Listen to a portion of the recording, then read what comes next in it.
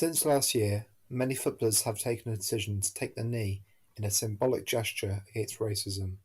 I spoke to kick-out ambassador Troy Townsend, who although commended players for taking the knee, believes raising awareness is not enough. The awareness bit is one thing, but if you've ever been victimized, and unfortunately I have, based on the color of my skin, awareness is not enough anymore.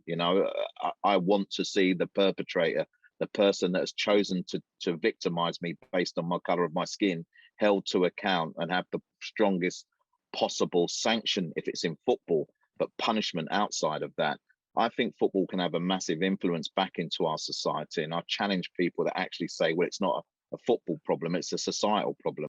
Well, football is part of society, and football has a certain power in this space to enable the kind of conversations that are needed. I spoke to a local football fan and anti-racism activist, discussing ways how we can tackle racism both within football and society. I would say that the biggest factors that we need to focus on is the subliminal labeling of black players.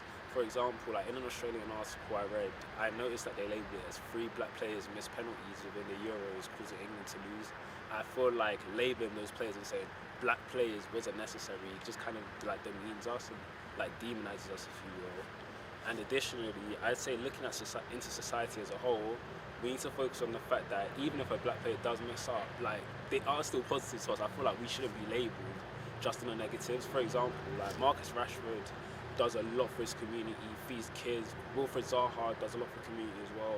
Like we should look towards the bigger picture rather than just someone's football abilities, if that makes sense. Like at the end of the day, these players are still human, they're bound to make mistakes, but they shouldn't be judged based on football. Like there's so much more to life than that. George Burton, Overtime.